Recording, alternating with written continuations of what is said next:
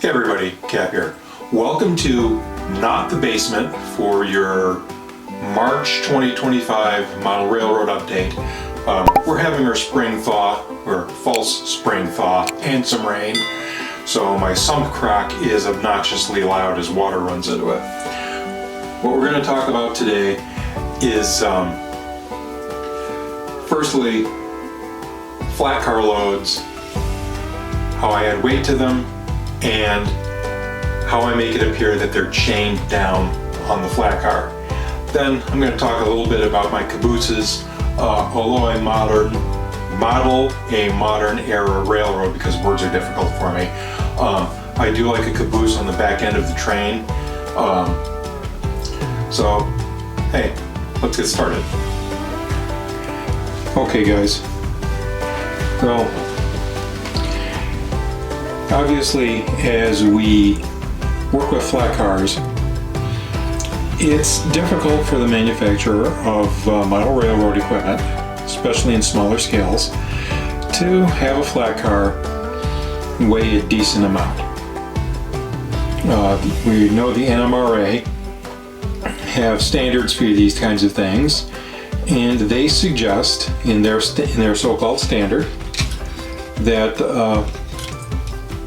in HO scale, freight cars weigh, I believe it's 1 ounce for every actual inch of length. Well, where are you going to put it? Where are you going to put that much weight here? So, as modelers, what we do is we affix loads to the top of the flat car. Well, the load has to have some sort of way of being secured. So let's take a look at this 89-foot flat car.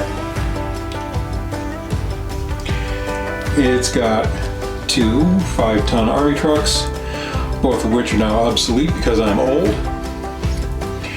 And as you can see, they're chained down. As a matter of fact, if you take a look at the safety chain here, behind the fuel trailer, behind this second truck, hopefully you can see that the chain is actually loose. So how did I get the rest of the chain to appear to be tight? Spring Mills Depot, who made the very nice enamel green DODX 6-axle flat that I'm about to talk about, they also made chains with tensioners for their HO scale DODX flat cars. They're it's awfully difficult to make something like that look good in HO scale. And I also can't tell how you can make the chain look like it's been tightened. So the way I did it was with one of these.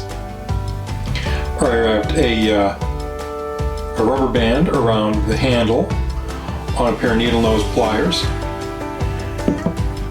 and I hung a piece of, I think it was 21 link per inch black chain that I got from the Walthers catalog.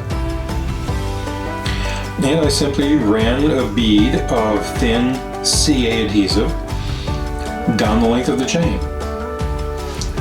Once secured, I simply used a pair of sprue nippers to cut lengths that I needed, and that's that.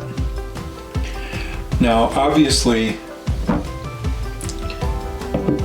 these trucks and armor vehicles, which were from Roco back in the day, they're just plastic models. They don't weigh much, and they certainly don't add enough weight to a model flat car to help it track well, or to help it not stringline. In other words, to fall over towards the inside of the track. So the hoods are glued shut, but underneath the hood and inside the fuel bladders, there is empty space. So I filled those spaces with number 8 shot and secured the number 8 shot with CA adhesive again. That's brought the car up to a very reasonable weight, and that allows it to track well. Let's put that aside.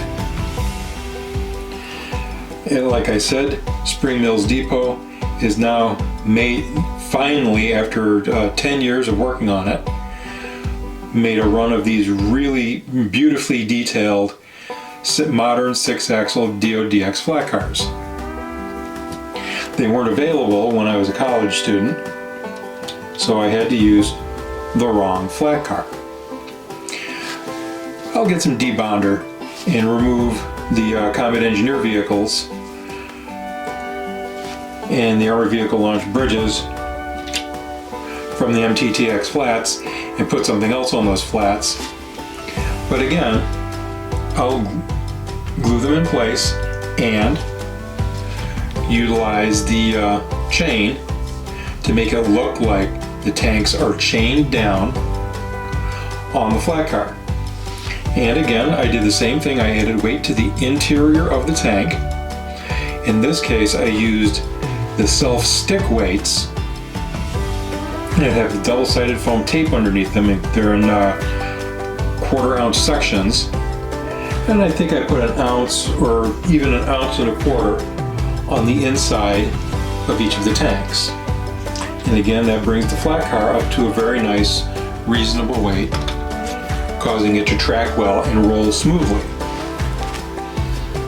Now, since this car is empty, here's a lowboy trailer. We could chain the lowboy trailer down on the flat car and take some sort of piece of HO scale heavy equipment, position it correctly, and we'll move that back a little bit so you see there's the center line here. And then we can chain the equipment on the lowboy trailer that's chained down on the flat car and have an excellent looking load. Let's go ahead and talk about those cabooses. Alright guys, this is just a cheap caboose. I don't remember what brand it is. Now, one of the things that bothers me, and that probably is an indication that there's something wrong with me, that I let it bug me, is any piece of equipment on the end of the train. It doesn't bounce, but it surges back and forth as it rolls on the back of the train. So I add a considerable amount of weight to a caboose. This is in fact an extra 2.5 ounces added onto a caboose, set up obviously for city service. I've gone ahead and plated over the lower windows, except for on the toilet window there, and the windows up on the cupola.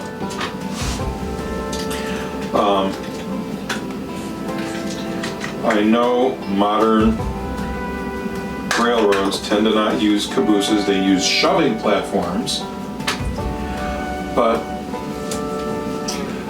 on my railroad we have a labor management agreement requiring management to provide a bathroom to the crew. So that's where that comes from. And I can always look back to the back end of the train to see if everything's there, and if the caboose is there, hey, we're all good. And obviously there's the end platform for a crew member to stand on during a long backing move. Anyway, that's this month's Model Railroad update. Hopefully next month the sump crock won't be so loud and we'll be able to get back into the basement and show you what I've been working on downstairs. Thanks for watching. New videos every Wednesday and on Mondays or Fridays as weird stuff pops into my otherwise still empty head. Thanks guys, bye-bye.